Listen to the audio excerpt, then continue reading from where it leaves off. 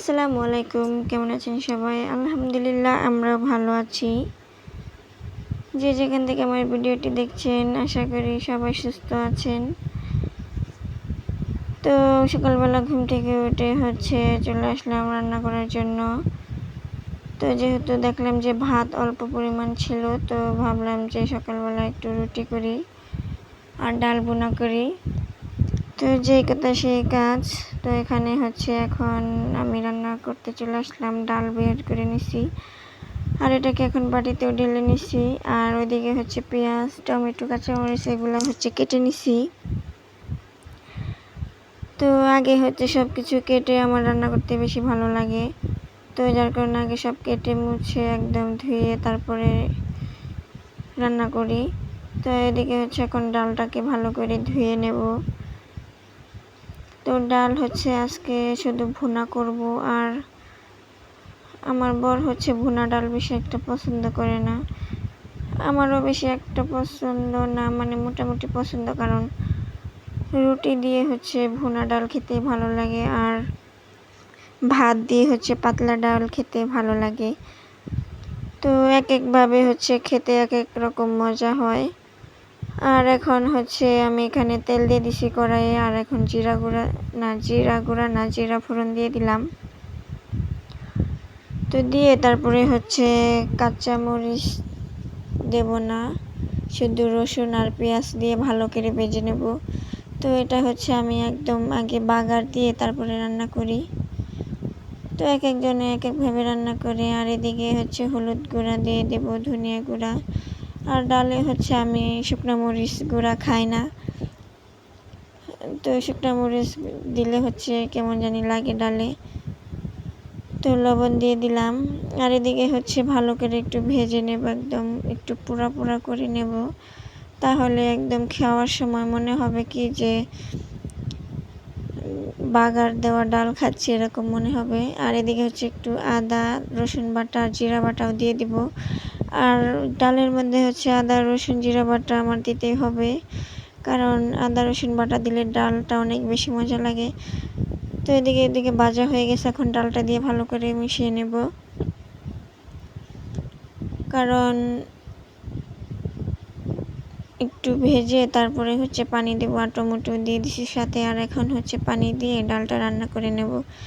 তো ডালে পানি দিয়ে ওইদিকে আমি রুটি বানানোর জন্য কায়ও করে নিছিলাম। আর তো রুটিও বানিয়ে নিছি। আর এখন এগুলোকে ভেজে নেব।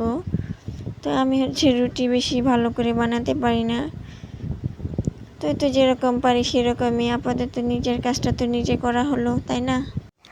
আর এভাবে বানাতে বানাতে একদিন শিখে যাব, সুন্দরভাবে হয়ে যাবে। তো আমার রুটি আর ডাল বোনা বানানো শেষ, আমরা নাস্তাও করে নিয়েছি। তো নাস্তা খাবার পর অনেক রোদ। তো রোদের মধ্যে বাবুরা সবাই এই মোটর চালু দিয়ে পাইপ দিয়ে সবাই গোসল করতেছে। আর ওদের বাবা এদিকে রাস্তাটা ভিজিয়ে দিতেছে, মানে একটু ঠান্ডা থাকার জন্য। আর আমাদের ঘরে প্রচুর গরম, যার কারণে দিক দিয়ে ভালো করে একটু ভিজিয়ে দিচ্ছে যাতে একটু ঠান্ডা হয়। তো আর ওরা বৃষ্টির মতো এখানে ভিজছে, ওদিকে ওরা ভিজতে থাকুক। আর এই পাশে আমি একটু তরমুজ কেটে রেখে দিই, ওরা গোসল করে এসে তারপরে খাবে। তো একটু তরমুজ ছিল, সেটুকু এখন কেটে রেখে দিলাম খাওয়ার জন্য। তো আর আমার ছোটো মেয়েটা তরমুজ বেশ পছন্দ করে, বড়টাও পছন্দ করে, কিন্তু ছোটোটা অনেক বেশি পছন্দ করে। আর এখন বিকাল 4টা বাজে, রান্না করতে চলে আসলাম। তো এখন গ্যাসে রান্না করব।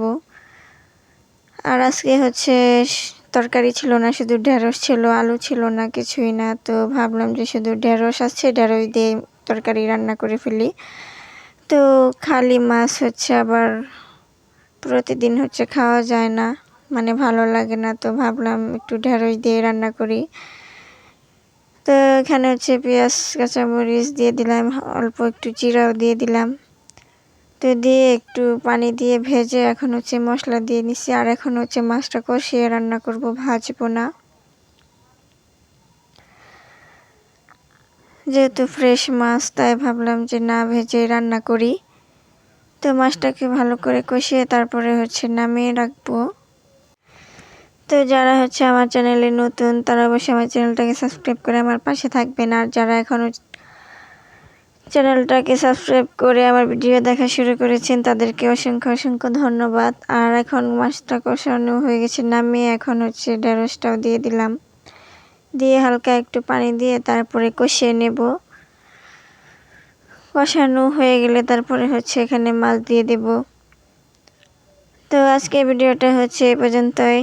সবাই ভালো থাকবেন, সুস্থ থাকবেন, আর আমার এই ছোট চ্যানেলের পাশে অবশ্যই থাকবেন। তো রান্না হতে হতে সবার কাছ থেকে হচ্ছে আমি বিদায় নিয়ে নিচ্ছি। আল্লাহ হাফেজ।